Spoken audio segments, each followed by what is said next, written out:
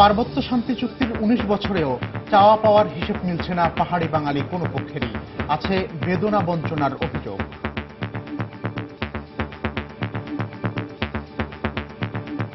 এখনো পর্যন্ত মূলত জেলা পরিষদ এবং আঞ্চলিক পরিষদকে অথর্ব করে রাখা হয়েছে। তাহলে চুক্তিটা হলো কেন? আইনগুলো বা করে বা লাভ কি? ৭২টি ধারার মধ্যে ৪৮টি বাস্তবায়ন হয়ে গেছে, আর আংশিক কিছু আমাদের এখন প্রক্রিয়া চলছে, এটাও বাস্তবায়নের পথে। রাঙামাটি সহ পার্বত্য জেলাগুলোতে সমাবেশ সহ নানা কর্মসূচি। চুক্তি বাস্তবায়নে সরকারকে আরো আন্তরিক হওয়ার আহ্বান।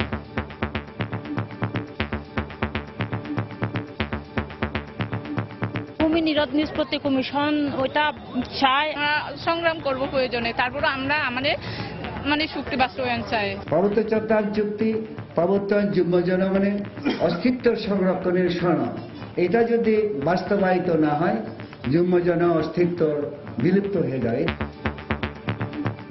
দেখছিলেন প্রধান শিরোনাম। দুপুরের সময়ের সঙ্গে আছি আমি মিজানুর রহমান কবির এবং আমি কামরুজ্জামান মামুন।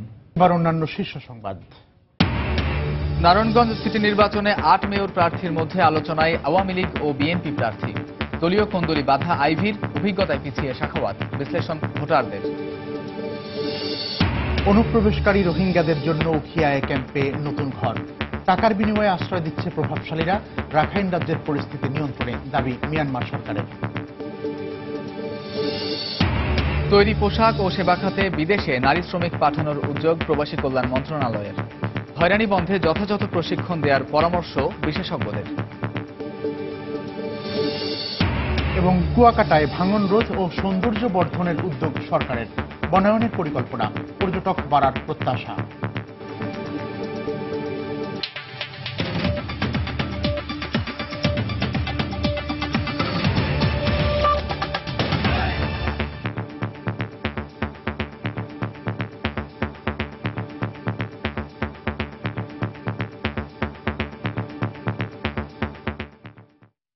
শান্তি চুক্তির ১৯ বছরেও চাওয়া পাওয়ার হিসেব মেলাতে পারছেন না ৩ পার্বত্য জেলার পাহাড়ি বাঙালি কেউই। দুপক্ষের মাঝেই রয়েছে আকাঙ্ক্ষা অনুযায়ী না পাওয়ার বেদনা আর বঞ্চনার অভিযোগ।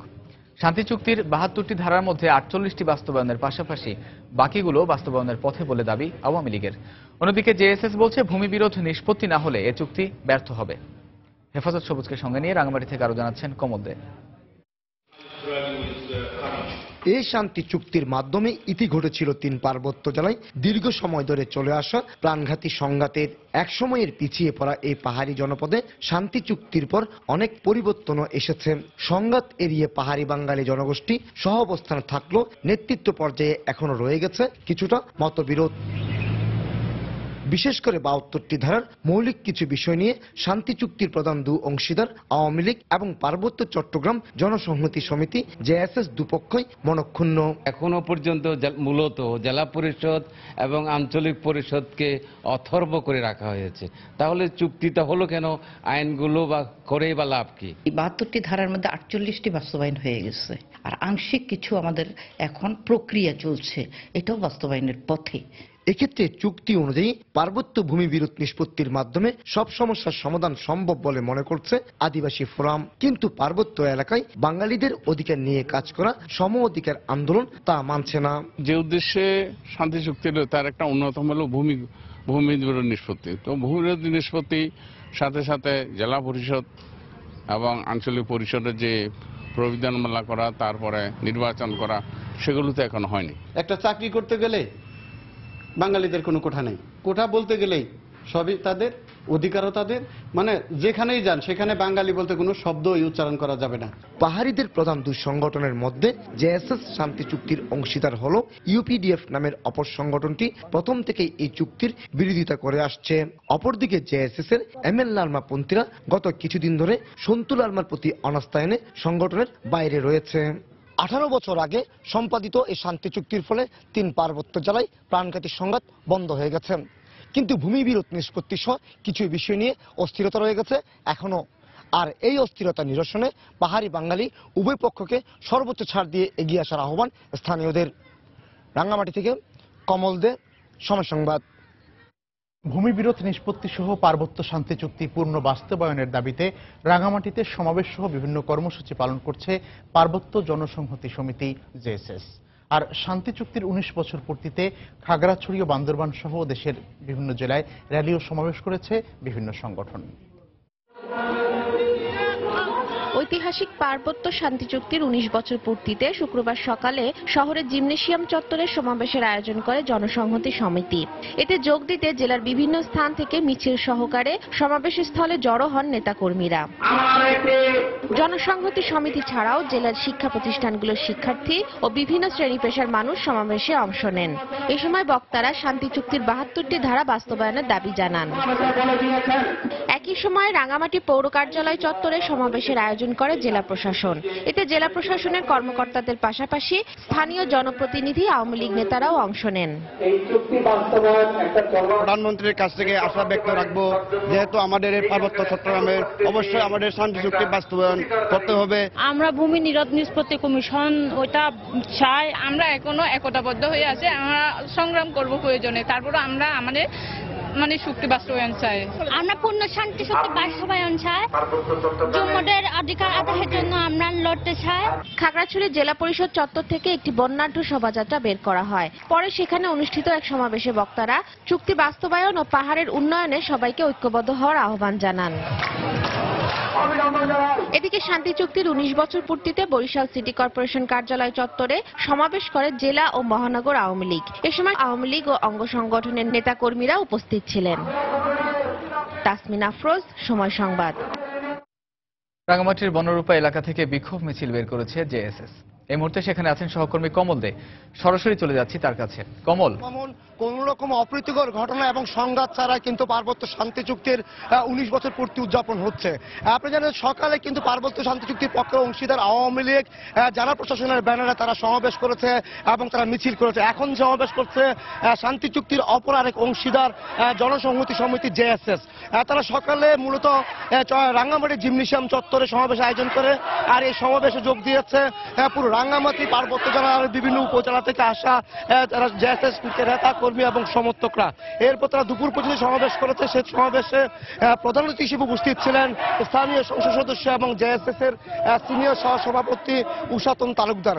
তারা মূলত তাদের যে সমাবেশ হচ্ছে সেই সমাবেশে তারা একটা দাবি জানিয়েছে, পার্বত্য ভূমি বিষয়ক কমিশন যে কমিশন গঠন হয়েছে এবং যে পার্বত্য যে ভূমি বিরোধ রয়েছে সে বিরোধ নিষ্পত্তি দাবি জানিয়েছে এই সমাবেশ থেকে। আর সমাবেশের পরে কিন্তু এই বিক্ষোভ মিছিল পুরো রাঙ্গামাটি শহর প্রদক্ষিণ করে আবার বনরূপা হয়ে তারা আবার তাদের যে সমাবেশস্থল জিমনেশিয়াম চত্বরে তারা যাচ্ছে।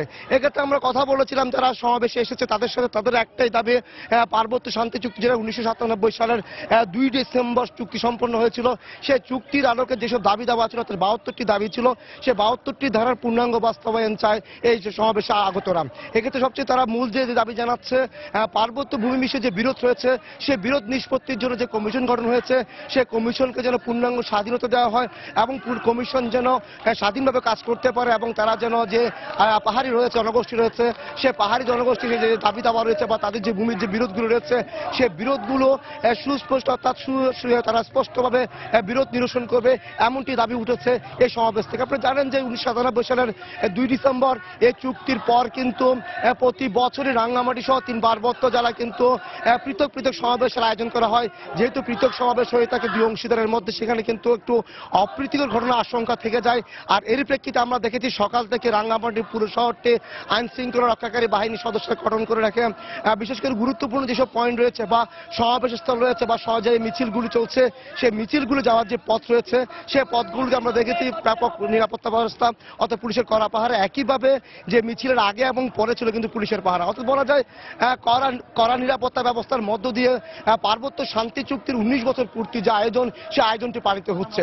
বিশেষ করে সকালে এক পক্ষ করেছে তারা পৌর কার্যালয় চত্বরে এবং দ্বিতীয় পক্ষ যেটি জেএসএস আয়োজন করেছিল জিমনেশিয়াম চত্বরে। বলা যায় কোন রকম সংঘাত বা অপ্রীতিকর ঘটনা ছাড়াই চলছে পার্বত্য শান্তি চুক্তির ১৯ বছর। তো মামুন, এখন পর্যন্ত আমার কাছে ছিল রাঙ্গামাটির বনরূপা থেকে সর্বশেষ। দর্শক, রাঙ্গামাটির বনরূপা থেকে জনসংহতি সমিতি জেএসএস যে মিছিল বের করেছে সেখান থেকে বিস্তারিত জানাচ্ছিলেন সহকর্মী কমল দে। পার্বত্য শান্তি চুক্তি শুধুমাত্র চুক্তি নয়, ১৯ বছর আগের প্রতিশ্রুতি উল্লেখ করে তা দ্রুত বাস্তবায়নের দাবি জানিয়েছে আদিবাসী ফোরাম। সকালে রাজধানীর হোটেল সুন্দরবনে আয়োজিত এক আলোচনা সভায় এ দাবি জানান সংগঠনটির নেতাকর্মীরা। পাশাপাশি আদিবাসীদের অধিকার রক্ষায় সরকারকে আন্তরিক হওয়ার আহ্বান জানান তারা। কেন সরকারের পক্ষ থেকে এখানে কোনো ব্যবস্থা নেওয়া হচ্ছে না? আজকে সঞ্জীবদা একটু আগেই বললেন যে ক্রোড়পত্র বের হয়েছে, সেখানে সকলেই, রাষ্ট্রপ্রধান সহ সকলেই তাদের আশা ব্যক্ত করেছেন যে পার্বত্য চট্টগ্রাম চুক্তির আশু বাস্তবায়ন হবে। কিন্তু এটা তো কোনো আশার ব্যাপার না, আসলে এটা ওনাদের একটা 19 বছর আগে করা প্রতিশ্রুতি, এবং সেই প্রতিশ্রুতি পালন করার সিদ্ধান্ত, ক্ষমতা সব কিন্তু ওনাদের হাতে। আদিবাসী মানুষেরা এই দেশের জন্য, স্বাধীনতার জন্য, মুক্তির জন্য, মাটির জন্য জীবন দিয়েছিলেন।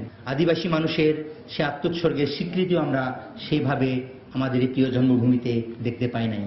আমি মনে করি আমাদের রাষ্ট্রের মধ্যে যারা আছেন তারা মানুষকে ভালোবাসবেন, তারা যদি নাগরিকদেরকে সম্মান করেন, মানুষকে সম্মান করেন, তাহলে আদিবাসী মানুষ, পাহাড়ি মানুষ, পার্বত্য চট্টগ্রামের মানুষ সকলকে তো সম্মান করতে হয়। পার্বত্য চট্টগ্রাম চুক্তি পার্বত্য যুগ্ম জনগণের অস্তিত্ব সংরক্ষণের সনদ। এই সনদ এটা যদি বাস্তবায়িত না হয় যুগ্ম জন অস্তিত্ব বিলুপ্ত হয়ে যায়, এটাই বাস্তবতা। আজকে আমরা প্রায় বিলুপ্ত। কি আছে আমাদের পাহাড়ে? আজকে আমি 19 বছরের বর্ষপূর্তি উপলক্ষে সরকার তথা শাসক গোষ্ঠীকে জানিয়ে দিতে চাই, নতুন করে আবার যে পার্বত্য চট্টগ্রামের মানুষ জেগে উঠেছে, তারা ঘুমন্ত না, তারা সেই গুণে ধরা সামন্ততান্ত্রিক সমাজ ব্যবস্থার মধ্যে আর তারা একই অবস্থানে আছে বলে মনে করা ঠিক হবে না। নারায়ণগঞ্জ সিটি কর্পোরেশন নির্বাচনের খবর। গত 5 বছরের কাজের মূল্যায়নে আইভিকে অনেকখানি এগিয়ে রাখলেও ক্লিন ইমেজের নতুন মানুষ হিসেবে অনেকেই বাজি ধরতে চান সাখাওয়াতের উপর। এক্ষেত্রে দলীয় কোন্দল কাটিয়ে উঠতে না পারলে যেমন হোঁচট খেতে পারেন আইভি, তেমনি অভিজ্ঞতায় পিছিয়ে থাকা সাখাওয়াতকেও সাবধানে ঘর সামলাতে হবে। নারায়ণগঞ্জ সিটি নির্বাচনের 2 হেভিওয়েট প্রার্থীর সম্ভাবনা আর শঙ্কার কথা নিয়ে সাধারণ মানুষের ভাবনার কথা জানাচ্ছেন রাশেদ লিমন। ক্যামেরায় ছিলেন মাহবুবুল আলম। নির্বাচনী মাঠে 8 জন মেয়র প্রার্থী থাকলেও আলোচনায় আইভি আর সাখাওয়াত। নারায়ণগঞ্জ সিটি কর্পোরেশনের প্রথম মেয়র হিসেবে আইভির অর্জন নেহাত কম নয়। 5 বছরে অনেকটাই বদলে গেছে নগরের হালচাল। প্রশস্ত সড়ক, জলবদ্ধতা নিরসন সহ সিটি কর্পোরেশনের নেওয়া বেশ কিছু পদক্ষেপ আইভির দিকে ভোটার টানবে বলে মনে করে সাধারণ মানুষ। তবে দলীয় কোন্দল মেটাতে না পারলে সদ্যবেদী এই মেয়রকে খেসারত দিতে হতে পারে বলে মনে করেন অনেকে। 40 বছর বয়সের মধ্যে দেই নাই যে দেশের মধ্যে এত বড় সুন্দর কাজ হয়েছে। যাই সরকার তো অনুদান পাইছে, এগুলি সম্পূর্ণ সঠিকভাবে ব্যবহার করছে। নতুন তখন আশা করে সে ব্যর্থ, কিন্তু সে তো ব্যর্থ না। আর দলীয় কোন্দলটা মিটে গেলে অনেক আগে যাবে। সাখাওয়াতের দিকেও পাল্লা কম ভারী নয়। দলীয় ইমেজ তো রয়েছে, যুক্ত হবে ব্যক্তি ইমেজও। তবে ভোটের মাঠে একেবারেই নতুন এই প্রার্থী আইভির সামনে কতটুকু লড়াই করতে পারবে তা নিয়েও সংশয় রয়েছে অনেকের। সাখাওয়াত ক্যান্ডিডেট হিসেবে খুব ভালো লোক, তার দলীয় যারা আছে তারাই ভোটটা দিবে। সে একজন আইনজীবী, আমরা ওই হিসাবে তাকে চিনি। হ্যাঁ, তো আর নির্বাচন করে নাই, হ্যাঁ আমরা দেখিও নাই। তার ব্যাকগ্রাউন্ড ভালো, একজন সুদক্ষ আইনজীবী, ওনার একটা গুডউইল আছে। সদর ও বন্দরে মোট ভোটারের 2,41,514 জন পুরুষ ও 2,37,878 জন মহিলা ভোটার রয়েছেন। অলিগলি কিংবা চায়ের দোকান, যে কোনো আড্ডায় একটু কান পাতলেই বোঝা যায় জমে উঠেছে নাসিক নির্বাচন। 5 ডিসেম্বর প্রচার প্রচারণা শুরু হলে আরও প্রাণবন্ত হয়ে উঠবে এই নগর। তবে সবকিছু ছাপিয়ে 22 ডিসেম্বর ভোটাররাই নির্ধারণ করবেন কে হবে এই নগরের পরবর্তী অভিভাবক। রাশেদ লিমন, সময় সংবাদ, নারায়ণগঞ্জ। বিএনপির মহাসচিব মির্জা ফখরুল ইসলাম আলমগীর বলেছেন, লুই আই খানের নকশা বাস্তবায়নের নামে সমাধি সরিয়ে জিয়াউর রহমানের নাম মুছে ফেলা যাবে না। জাতীয়তাবাদী মুক্তিযুদ্ধের প্রজন্ম দলের 20তম প্রতিষ্ঠাবার্ষিকী উপলক্ষে সকালে শেরেবাংলা নগরে সাবেক রাষ্ট্রপতি জিয়াউর রহমানের সমাধিতে শ্রদ্ধা জানাতে এসে তিনি এ মন্তব্য করেন। বর্তমান নির্বাচন কমিশনের অধীনে সুষ্ঠু নির্বাচন সম্ভব নয় বলে মন্তব্য করে মির্জা ফখরুল বলেন, শুধুমাত্র গণতন্ত্রের ধারাবাহিকতা ও জনগণকে সংগঠিত করতেই নারায়ণগঞ্জ সিটি নির্বাচনে অংশ নিচ্ছে বিএনপি। এই সরকার অত্যন্ত সচেতনভাবে চেষ্টা করছে শহীদ প্রেসিডেন্ট জিয়াউর রহমানের নাম, তার চিহ্ন বাংলাদেশের মাটি থেকে মুছে ফেলার জন্য। কোনো ষড়যন্ত্রই তাকে বাংলাদেশের মানুষের কাছ থেকে বিচ্ছিন্ন করতে পারবে না। সুতরাং মাজার বলুন, পদক বলুন বা অন্য কোনো কিছু বলুন, এটা এই দেশের মানুষ কোনোদিনই মেনে নেবে না। আমরা কখনোই মনে করি না যে এই বর্তমান নির্বাচন কমিশন একটি সুষ্ঠু অবাধ নিরপেক্ষ নির্বাচন করার উপযুক্ত সেই যোগ্যতাই তাদের নেই। তারপরেও আমরা এই নির্বাচনগুলোতে অংশ নিচ্ছি গণতন্ত্রের যে ধারাবাহিকতাকে রক্ষা করার জন্য। একই সঙ্গে আমরা আমাদের জনগণকে সংগঠিত করবার জন্য। দুপুরের সময় আরো থাকছে। পুলিশি হয়রানি বন্ধ সহ 7 দফা দাবিতে দ্বিতীয় দিনের মতো উত্তরের 16 জেলায় অনির্দিষ্টকালের ট্রাক লরি ধর্মঘট অব্যাহত। দুর্ভোগে চালক ও কাঁচামাল ব্যবসায়ীরা।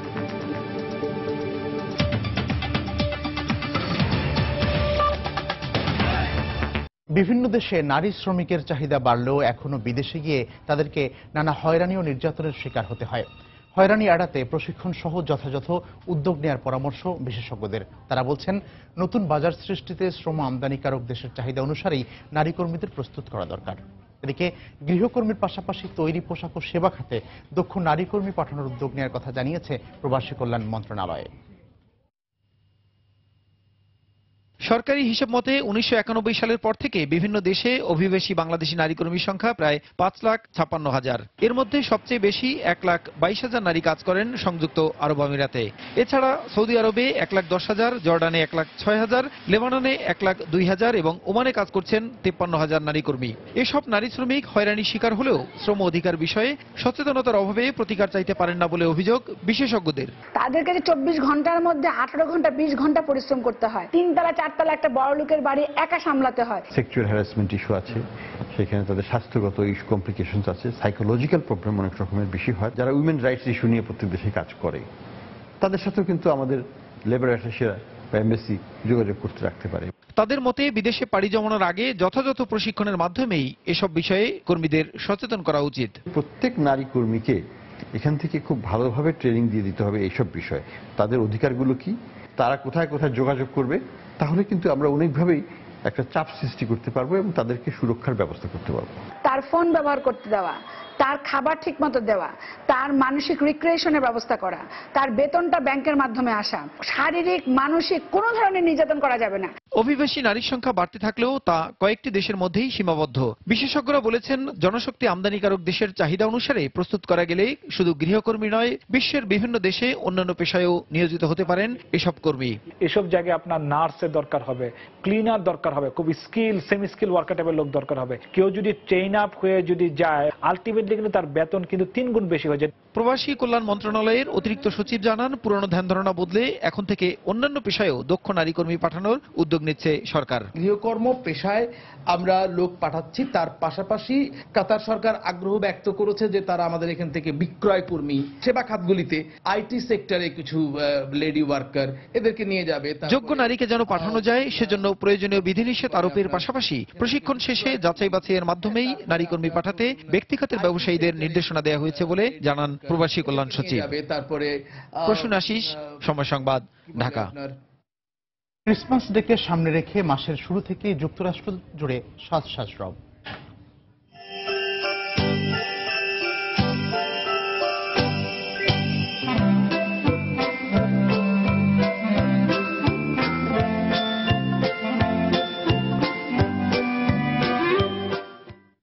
দর্শক, মাসব্যাপী উৎসব আয়োজনের খবর নিয়ে থাকছে একটি রিপোর্ট।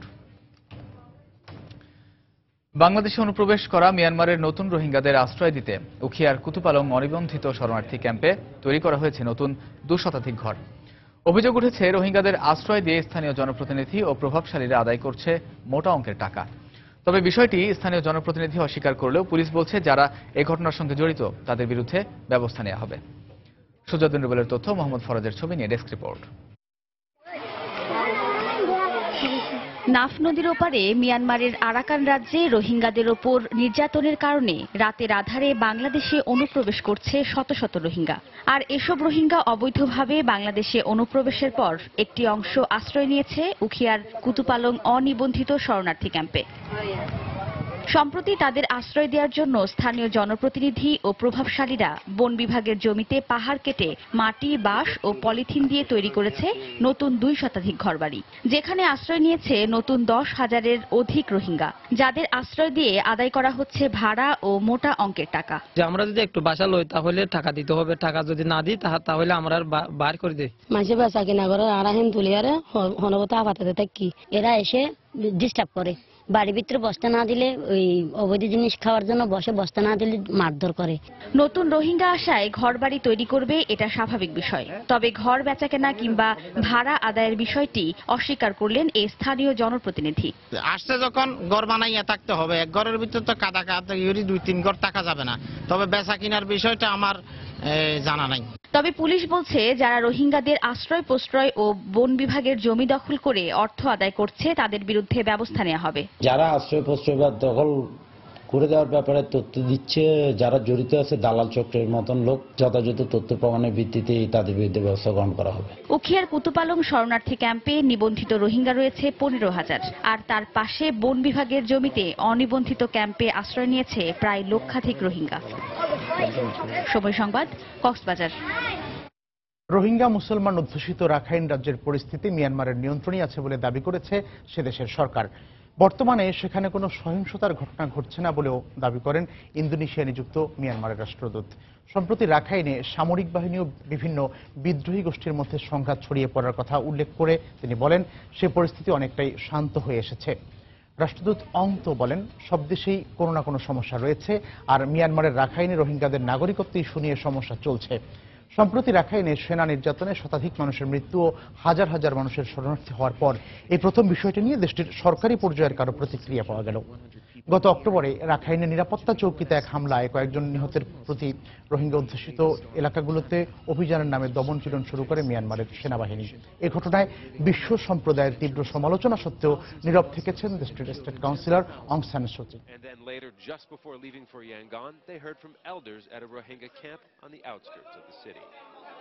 দেখছেন দুপুরের সময়। দুরন্ত বাইসাইকেল, উড়ে চলো দুরন্ত গতিতে। পঞ্জিকার পাতা অনুযায়ী শীত আসতে এখনো কদিন বাকি, তারপরও এর মধ্যে বাজারে আসতে শুরু করেছে শীতের সবজি। দেশের নানা প্রান্ত থেকে প্রতি রাতেই ট্রাক বোঝাই হয়ে সবজি আসছে রাজধানীর সবচেয়ে বড় পাইকারি বাজার কারওয়ান বাজারে। তাই রাত বাড়ার সঙ্গে সঙ্গে পুরো কারওয়ান বাজার যেন জেগে ওঠে কর্মচাঞ্চল্যে। গেল রাতের কারওয়ান বাজার ঘুরে রিপোর্ট করেছেন আতিকুর রহমান তমাল। রাজধানী যখন গভীর ঘুমে আচ্ছন্ন তখন জেগে ওঠে কারওয়ান বাজার। শীতে এই কর্মচাঞ্চল্যের বড় একটা অংশ জুড়ে থাকে শীতকালীন সবজি। বৃহস্পতিবার রাতের কারওয়ান বাজারে দেখা গেল দম ফেলবার ফুরসত নেই মালিক শ্রমিকের। একের পর এক ট্রাক থেকে আসা শাকসবজি নিয়ে ব্যস্ত সবাই। চারিদিকে কুলির হাকডাক আর পাইকারদের ভিড়ে এ যেন এক মহাযজ্ঞ। এদের ভিড়ে আছেন মহসিন, 20 বছর ধরে ব্যবসা করেন কারওয়ান বাজারে। এই কারওয়ান বাজার 12টা দিয়ে বেচা কেনা শুরু হয়, সারা রাত্রে ট্রাকে মাল নামতে আছে, ব্যস্ত আছে, আইতে আছে, সকাল 8টা পর্যন্ত। রাতভর ঢাকার বাইরে থেকে সবজি আসলেও ন্যায্য দাম নিয়ে হতাশ অনেকেই। জমিতে চাষাবাদ করছি এই হিসেবে সার বিষ কিনা এই হিসেবে খুব একটা পড়তা হয় না। বাজারে আইনা বিক্রি করার সময় বেশি একটা লাভ হচ্ছে না, সীমিত টাকা লাভ হচ্ছে। বৃহস্পতিবার থেকে উত্তরাঞ্চলে শুরু হওয়া পরিবহন ধর্মঘটের কারণে পণ্য পরিবহনে সমস্যা হলেও সবজির ঘাটতি নেই বাজারে। অন্যান্য ডিস্ট্রিক্টে ঢুকছে, যেমন কুষ্টিয়া ঢুকছে, যশোর ঢুকছে, এই সাইডের গাড়িগুলো ঢুকছে। আপনার মনে করেন যে রাজশাহী উত্তরবঙ্গের গাড়ি ঢুকে নেই। এবার শীতে ভাম্পার আমদানি এবং ভাম্পার ফলন হয়েছে, ভবিষ্যৎ আর 15 দিন পর আরো বেশি আমদানি হবে। বিগত 10 বছর এরকম আমদানি আর হয় নাই সবজি। কারওয়ান বাজারের রাতের কর্মযজ্ঞকে ঘিরে গড়ে উঠেছে অনেক ছোট ছোট জীবিকার উপায়। এসবের মাঝেই রাত বাড়তে থাকে। ভোরের আলো ফোটার শুরুতেই শেষ হয় ক্লান্তিকর এক একটি রাত। আতিকুর রহমান তমাল, সময় সংবাদ, ঢাকা। মহাসড়কে পুলিশি হয়রানি বন্ধ সহ 7 দফা দাবিতে উত্তরের 16 জেলায় দ্বিতীয় দিনের মতো চলছে ট্রাক, লরি ও কাভার্ড ভ্যান মালিক শ্রমিক ইউনিয়নের ডাকা অনির্দিষ্টকালের ধর্মঘট। ধর্মঘটের কারণে আজও বন্ধ রয়েছে ট্যাঙ্ক, লরি ও কাভার্ড ভ্যানের চলাচল। মালামাল লোড করা হলেও ছেড়ে যায়নি দূরপাল্লার মালবাহী ট্রাক। বাধ্য হয়ে বিকল্প যানবাহনে বিভিন্ন গন্তব্যে ছুটছেন কাঁচামাল ব্যবসায়ীরা। এদিকে দ্রুত দাবি পূরণ করা না হলে আরও কঠোর আন্দোলনের হুঁশিয়ারি দিয়েছেন মালিক শ্রমিক নেতারা। চাঁদাবাজি বন্ধ, চালকদের লাইসেন্স নবায়ন সহ 7 দফা দাবিতে রাজশাহী ও রংপুর বিভাগের ট্রাক মালিক শ্রমিকদের ডাকে এই ধর্মঘট শুরু হয়। এদিকে ধর্মঘট প্রত্যাহারের বিষয়ে বিকেলে রাজশাহীতে মালিক শ্রমিক ইউনিয়নের নেতাদের সঙ্গে বৈঠক করবেন বিভাগীয় কমিশনার।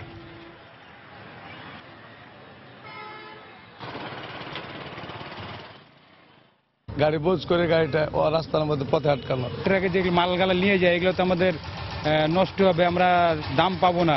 মাল পয়সা গেছে, নষ্ট হয়ে গেছে, এখন আমরা কি করবো? ইনকাম করতে পারছি না, কারণ যে টাকা ইনকাম হচ্ছে সে টাকা তো বিভিন্ন খাতে খরচ হয়ে যাচ্ছে। অতএব আমরা এইভাবে গাড়ি চালাবো না, আমাদের যে ধর্মঘট অবরোধ চলছে আমাদের অবরোধ চলবে। দর্শক, এই মুহূর্তে রাজশাহীর সাগরপাড়া এলাকায় আছেন সহকর্মী রাকিবুল হাসান। ধর্মঘটের সবশেষ তথ্য জানতে যোগ দিচ্ছি তার সঙ্গে। রাকিব, ধন্যবাদ মামুন। ট্রাক, কাভার্ড ভ্যান এবং ট্যাঙ্ক লরির যে মালিক পক্ষের যে ধর্মঘটটি গতকাল থেকে চলছে, এখনো কিন্তু সেটি অব্যাহত রয়েছে। যদিও বেলা ৩টার সময় বিভাগীয় কমিশনারের কার্যালয়ে মালিক পক্ষের সঙ্গে বিভাগ প্রশাসনের প্রতিনিধিদের সাথে একটি আলোচনা হওয়ার কথা রয়েছে এবং সেটি হওয়ার পরে কিন্তু এই ধর্মঘট আসলে কোন পথে যাচ্ছে এবং এটি আসলে আরো কিছুদিন থাকবে না এটি কে প্রত্যাহার করা হবে সেই বিষয়ে আমরা আপনাদের জানাতে পারবো। এবং এর ফাঁকে বলে রাখি যে রাজশাহীর পশ্চিম দিকে কিন্তু জেলা হচ্ছে চাঁপাইনবাবগঞ্জ এবং সেখানে কিন্তু একটি স্থলবন্দর সোনা মসজিদ, তার সিংহভাগ ট্রাক কিন্তু এবং যে পণ্য পরিবহন হয় সেটি রাজশাহীর উপর দিয়ে। তো সেই ক্ষেত্রে আমরা সকাল থেকে এবং গতকাল থেকেই দেখেছি আসলে ট্রাক চলাচল এইটির মাত্রা 25%-রও অনেক কম। যেই সমস্ত ট্রাকগুলো হয়তো শহরের বিভিন্ন প্রান্তে ছিল সেগুলো আমরা দেখেছি যে বিভিন্ন ফিলিং স্টেশন সহ যে আশপাশের যে ট্রাক স্ট্যান্ডগুলো রয়েছে সেখানে কিন্তু রেখেছেন যারা মালিক পক্ষ তারা, এবং অনেক ট্রাকেই আমরা দেখেছি পণ্য ভর্তি হয়ে আছে এবং এই কারণে কিন্তু যে সমস্ত ব্যবসায়ীরা এই পণ্য পরিবহন করছেন ট্রাকে এবং তাদের পণ্যগুলো এই ধর্মঘটের কারণে আটকে গেছে, তারা কিন্তু বেশ চিন্তিত মনে হয়েছে আমাদের কাছে এবং তারা আমাদেরকে জানিয়েছে যেটি যে আসলে সঠিক সময়ে যদি পণ্যটি নিয়ে না যাওয়া হয় তাহলে তারা সঠিক মূল্যটি পাবে না। এবং আপনি জানেন মামুন যে আসলে এখন শীতকাল চলছে এবং রাজশাহীতে কিন্তু প্রচুর পরিমাণ সবজি উৎপাদন হয়, টমেটো, ফুলকপি এবং বাঁধাকপি। এই কারণে কিন্তু এই সমস্তগুলো কিন্তু আসলে রাজশাহী সহ বিভিন্ন জায়গায় কিন্তু যাচ্ছে রাজশাহী থেকে। এই কারণে কিন্তু আমরা দেখছি যে আসলে যারা ব্যবসায়ী এখান থেকে পণ্যগুলো নিয়ে যাচ্ছে তারা কিন্তু বেশ বিপাকের কথা জানিয়েছেন। তবে ট্রাক মালিক পক্ষের থেকে জানানো হচ্ছে যে 3টার পরেই তারা একটি সিদ্ধান্ত আমাদের জানাবে। তো সর্বশেষ সিদ্ধান্ত জানানোর পরেই আপনাদের আমরা সেটি জানাতে পারবো। তো মামুন, এই ছিল ট্রাক ধর্মঘটের রাজশাহী থেকে সর্বশেষ। রাকিব, নিশ্চয় সিদ্ধান্ত গ্রহণের পরে আমরা আপনার কাছ থেকে পরবর্তী তথ্য জেনে নেব। দর্শক, মহাসড়কে পুলিশি হয়রানি বন্ধ সহ 7 দফা দাবিতে উত্তরের 16 জেলায় দ্বিতীয় দিনের মতো যে পরিবহন ধর্মঘট চলছে সে বিষয়ে জানাচ্ছিলেন সহকর্মী রাকিবুল হাসান। দুপুরের সময় আরো থাকছে বিপিএল এ কুমিল্লা ভিক্টোরিয়ান্সের বিপক্ষে টস হেরে ব্যাট করছে খুলনা টাইটান্স। সন্ধ্যায় হাই ভোল্টেজ ম্যাচে লড়বে ঢাকা ডায়নামাইটস ও চিটাগাং ভাইকিংস।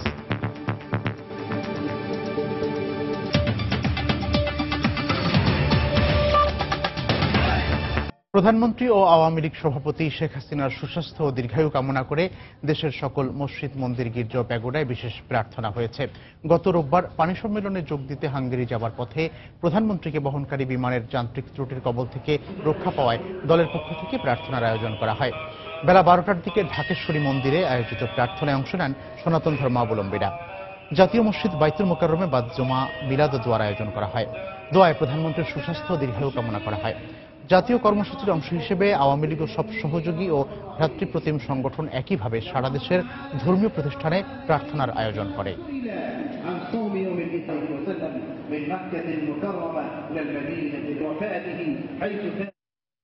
খুলনা প্রেস ক্লাবের সাবেক সভাপতি সাংবাদিক মানিক সাহা হত্যা মামলার রায়ে ক্ষোভ প্রকাশ করে রায় পুনর্বিবেচনার দাবি জানিয়েছে সাংবাদিক নেতারা। সকালে রাজধানীর পুরানা পল্টনে সাংবাদিক মানিক সাহা হত্যার বিচার প্রত্যাশী সংক্ষুব্ধ সাংবাদিক সমাজের ব্যানারে আয়োজিত এক সংবাদ সম্মেলনে তারা এ দাবি জানান। মানিক সাহা যেদিন হত্যা হয়েছেন তার আগের 3 মাস এবং পরের 3 মাস খুলনায় যেসব পুলিশ কর্মকর্তা, র্যাব কর্মকর্তা এবং বিভিন্ন গোয়েন্দা সংস্থার কর্মকর্তা কাজ করেছেন তাদেরকে ডেকে জিজ্ঞাসাবাদ করা হোক। তারা স্পষ্ট বলতে পারবেন যে আসলে এই হত্যাকাণ্ডের পিছনে কারা ছিল। যাদের বিরুদ্ধে অভিযোগ আছে, যাদের বিরুদ্ধে আঙুল উঠেছে এবং যাদের কথা আমরা আকারে ইঙ্গিতে বা প্রকাশ্যে বলছি তাদেরকে আবার আইনি কাঠামোর মধ্যে এনে জিজ্ঞাসাবাদ করে প্রকৃত তদন্ত করে এই মামলাটির আবারও বিচার করা যায় কিনা, আবারও রায় দেওয়া যায় কিনা সেটি রাষ্ট্রপতি ভেবে দেখতে পারে। এটার আরো অধিকতর তদন্ত হওয়া দরকার। আজকে দেখেন বাংলাদেশে বিভিন্ন আসামিরা আপনার খালাস পেয়ে যাচ্ছে তদন্তের কারণে। তদন্ত কি এটা কি আপনার তাদের এফিসিয়েন্সি যে তারা তদন্ত খুব এফিসিয়েন্ট না এই জন্য? ধর্মীয় অবমাননার অভিযোগে ব্রাহ্মণবাড়িয়ার নাসিরনগরে গ্রেফতার যুবক রসরাজ দাসের নিঃশর্ত মুক্তি দাবি করেছে জাতীয় হিন্দু মহাজোট। সকালে রাজধানীর সেগুনবাগিচায় সংবাদ সম্মেলনে রসরাজের বাবা মাকে নিয়ে এই দাবি জানায় সংগঠনটি। সংবাদ সম্মেলনে দাবি করা হয়, পুলিশ রিপোর্টে রসরাজকে নির্দোষ দেখানো হলেও এখনও তাকে জামিন দেওয়া হচ্ছে না। নাসিরনগরের ঘটনায় জড়িতদের খুঁজে বের করে শাস্তির দাবি করে নেতারা আরও দাবি করেন, রসরাজের পক্ষে তথ্য সন্ত্রাস করা সম্ভব নয়। এ সময় রসরাজের বাবা মায়ের পক্ষ থেকেও মুক্তি চেয়ে তাদের পরিবারের নিরাপত্তা ও ক্ষতিপূরণ দাবি করা হয়। ফেসবুকে ধর্মীয় অবমাননা করে রসরাজের ছবি পোস্টের অভিযোগ এনে নাসিরনগরে সংখ্যালঘু সম্প্রদায়ের বাড়িঘরে আগুন ও ভাঙচুরের ঘটনা ঘটে। অবশেষে কুয়াকাটার ভাঙন রোধ ও সৌন্দর্য বর্ধনের উদ্যোগ নিয়েছে সরকার। এজন্য কুয়াকাটা গ্রিন সি ওয়ার্ল্ড নামে প্রকল্পের মাধ্যমে ব্যয় করা হবে 150 কোটি টাকা। এটি বাস্তবায়ন হলে ভাঙন থেকে রক্ষা পাবে কুয়াকাটা সৈকত সংশ্লিষ্ট স্থাপনা। পাশাপাশি বনায়নের মাধ্যমে আকর্ষণীয় করে তোলা হবে। এতে বাড়বে পর্যটকের সংখ্যাও। এম এ আজিমের পাঠানো তথ্য ও এস এম সিফাতের ছবি নিয়ে ডেস্ক রিপোর্ট। জলবায়ুর বিরূপ প্রভাবে সমুদ্রপৃষ্ঠের উচ্চতা বাড়ায় গত কয়েক বছর ধরে ভাঙছে কুয়াকাটার সমুদ্র পাড়। অব্যাহত ভাঙনে ঝাউবাগান, নারিকেল বাগান সহ বহু স্থাপনা বিলীন হয়ে গেছে। সময় সংবাদে এবছরের জুলাই মাসে প্রতিবেদন প্রচারের পর দ্রুত উদ্যোগ গ্রহণ করে সরকার। কুয়াকাটা গ্রিন সি ওয়ার্ল্ড নামে একটি প্রকল্প বাস্তবায়নের দায়িত্ব দেওয়া হয় পানি উন্নয়ন বোর্ডকে। এর মাধ্যমে ক্ষতিগ্রস্ত কুয়াকাটার 48 কিলোমিটার পোল্ডারকে সমুদ্রপৃষ্ঠ থেকে উঁচু করে মেরামত এবং ভাঙন কবলিত সৈকতের মূল অংশকে রক্ষা করা হবে। পাশাপাশি বাঁধের পাশে নতুন করে বনায়ন সৃষ্টি করার পরিকল্পনা রয়েছে। গাছগুলোর যে সৌন্দর্যটা ওটাই আসলে এখন নেই, পুরোটাই ফাঁকা ফাঁকা। এখানকার সৌন্দর্য বর্ধনের জন্য যে উদ্যোগটা সেটা খুবই ভালো লাগছে শুনে, যাতে আমরা আরো সহজে আসতে পারি এবং আরো সুযোগ সুবিধা এখানে থাকে। পর্যটন সংশ্লিষ্টরা সরকারের এই উদ্যোগকে প্রশংসনীয় উল্লেখ করে প্রকল্প বাস্তবায়নে অনিয়ম প্রতিরোধে প্রশাসনের কঠোর নজরদারি দাবি জানিয়েছেন। যে কয়শো কোটি টাকা বরাদ্দ দিচ্ছে ওইটা সঠিকভাবে যদি বাস্তব হয়, পূরণ হয়, বিশ্বমানের একটা পর্যটন কেন্দ্র আমরা উপহার পাবো। মানুষ স্বচ্ছন্দ পরিবেশে এখানে এসে থাকতে পারবে। আমরা অবশ্যই আশাবাদী যে কাজগুলো সুষ্ঠুভাবে পরিচালনা হবে। অবশ্য উপজেলা প্রশাসন বলছে কাজটির জন্য শেষ পর্যন্ত তাদের নজরদারি থাকবে। আমরা প্রশাসনে যারা আছি, পানি উন্নয়ন বোর্ড সহ এবং ইঞ্জিনিয়ারিং ডিপার্টমেন্ট যেগুলো রয়েছে তাদেরকে সম্পৃক্ত করে লোকাল আমাদের পৌরসভার কর্তৃপক্ষ রয়েছে তাদেরকে নিয়ে আমরা অলওয়েজ মনিটরিং করব এবং যাতে করে এটার কোনো কাজে ফাঁক না থাকে। প্রকল্প সংশ্লিষ্টরা জানিয়েছেন, কুয়াকাটা গ্রিন সি ওয়ার্ল্ড প্রকল্পের কাজটি চলতি বছরের ডিসেম্বরে শুরু হয়ে 2018 সালে শেষ হবে। সময় সংবাদ, পটুয়াখালী। বেসরকারি হাসপাতালগুলোকে স্বল্প মূল্যে জনগণকে চিকিৎসা সেবা দেওয়ার আহ্বান জানিয়েছেন স্বাস্থ্যমন্ত্রী মোহাম্মদ নাসিম। দুপুরে রাজধানীর একটি হোটেলে এক কনফারেন্স অনুষ্ঠানে তিনি এই আহ্বান জানান। হেড অ্যান্ড নেক অনকোলজি গ্রুপের আয়োজনে এই কনফারেন্সে অস্ট্রেলিয়া, কোরিয়া, ভারত ছাড়াও বাংলাদেশের ক্যান্সারের উপর বিশেষজ্ঞ ডাক্তাররা অংশ নেন। অনুষ্ঠানে উদ্বোধন করে স্বাস্থ্যমন্ত্রী মোহাম্মদ নাসিম বাংলাদেশে একটি অত্যাধুনিক ক্যান্সার হাসপাতাল নির্মাণে বিত্তবানদের এগিয়ে আসার আহ্বান জানান।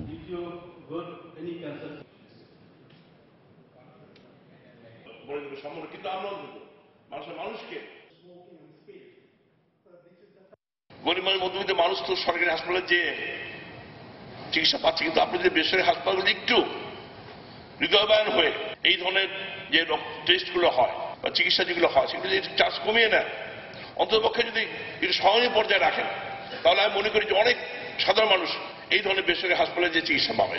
যে বেসরকারি উদ্যোক্তারা এগিয়ে আসে, ঢাকা শহরে একটা ভালো ক্যান্সার হাসপাতাল করুন যেখানে মানুষ সাহায্য পাবে। জেলা পর্যায়ে করুন, বিভাগীয় পর্যায়ে করুন, এখানে সরকার আপনাদের সাহায্য করবে। হেমন্তের হাওয়ায় ভাসল রাজধানীর মানুষ। সকালে হেমন্তকে স্বাগত জানাতে বরেণ্য শিল্পীদের সঙ্গীতের মধ্য দিয়ে শুরু হয় হেমন্ত উৎসব। হালকা কুয়াশা আর মিঠে রোদে অফিসার্স ক্লাবে আসা অতিথিরা মুগ্ধ হন সাংস্কৃতিক পরিবেশনায়।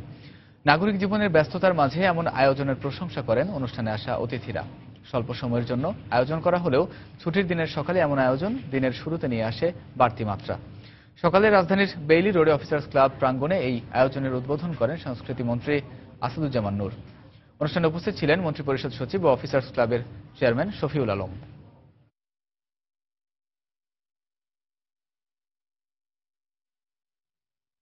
দেশের বাইরের খবর। খ্রিস্টান সম্প্রদায়ের সবচেয়ে বড় ধর্মীয় উৎসব যীশু খ্রিস্টের জন্মদিন ক্রিসমাস ডে। একে কেন্দ্র করে ক্রিসমাস ট্রি লাইটিং এর মাধ্যমে যুক্তরাষ্ট্রে শুরু হয়েছে মাসব্যাপী উৎসব। নিউ ইয়র্কের রকফেলারে কয়েক লাখ দর্শনার্থীর উপস্থিতিতে আনুষ্ঠানিকভাবে 94 ফুট উঁচু ক্রিসমাস ট্রি আলোকিত করেন নিউ ইয়র্কের মেয়র বিল ডি ব্লাজিও সহ বিশিষ্টজনরা। নিউ ইয়র্ক থেকে PM মামুনের ছবি নিয়ে শিহাবুদ্দিন কিসলার রিপোর্টে বিস্তারিত। ক্রিসমাস ট্রি লাইটিং এর আনন্দঘন সময়কে ধরে রাখতে দিনভর বৈরী আবহাওয়াকে উপেক্ষা করে বিকেল থেকে রকফেলার সেন্টার এলাকায় জড়ো হতে থাকে হাজারো দর্শনার্থী। ক্রিসমাস ট্রিকে সাজাতে পুরো 1 মাস 30 জন কর্মী নিরলসভাবে কাজ করেছেন বলে জানালেন রকফেলার সেন্টারের ক্রিসমাস ট্রি সংগ্রহ ও পরিচর্যা প্রধান এরিক ফোজে। এই ক্রিসমাস ট্রি 94 ফুট উঁচু এবং 56 ফিট প্রশস্ত। গাছটি সাজাতে আমরা 50,000-এর বেশি লাইট ব্যবহার করেছি। এই উৎসবকে ঘিরে মানুষজনের উৎসাহ দেখে আমার খুবই ভালো লাগছে। বিনামূল্যে এই ক্রিসমাস ট্রিটি দিয়েছেন এনজি আইকলার ও গ্রেগ একলার পরিবার। একমাত্র মেয়েকে নিয়ে তারাও এসেছিলেন রকফেলার সেন্টারে। আমি প্রতি বছর আমার পরিবারের সঙ্গে এখানে আসি। এবার আমার সঙ্গে আমার বন্ধুরাও এসেছে। এই ক্রিসমাস ট্রি অনেক বড় এবং এটাকে অনেক সুন্দর করে সাজানো হয়েছে। আমি প্রথমবার এখানে এসেছি, এটা সত্যিই দারুণ। আমরা প্রতি বছর সুসজ্জিত ক্রিসমাস ট্রি দেখতে এখানে আসি, তবে কখনো ভাবিনি আমাদের ক্রিসমাস ট্রিও এখানে ঠাঁই পাবে। আমাদের গাছটি 94 ফুট উঁচু এবং এটি 90 বছরের পুরনো। বিশ্বাসীদের কাছে ক্রিসমাস ট্রির জন্ম স্বর্গের বাগান ইডেনে। তাই চিরসবুজ ক্রিসমাস ট্রি লাইটিং এর শুভক্ষণ উপভোগের সুযোগ হারাতে চায়নি কেউই। আলোকোজ্জ্বল এই ক্রিসমাস ট্রির মতোই সুখ আর সমৃদ্ধিতে সবার জীবন ভরে উঠবে, এমনটি প্রত্যাশা করছেন সবাই। রকফেলার সেন্টার থেকে শিহাবুদ্দিন কিসলু, সময় সংবাদ, নিউ ইয়র্ক, যুক্তরাষ্ট্র।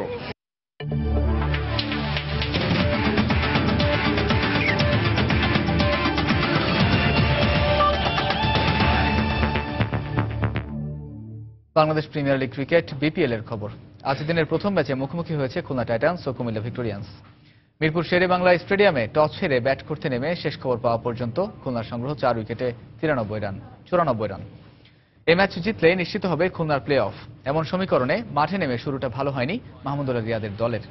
দলীয় 8 রানে রিকি ওয়েসেলসের উইকেট হারায় রূপসাপাড়ের দলটি।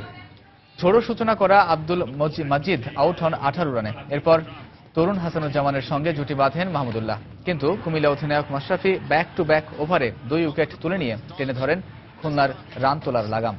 তবে আরিফুলের সঙ্গে জুটি বেঁধে খুলনার ইনিংস এগিয়ে নিচ্ছেন অধিনায়ক মাহমুদুল্লাহ।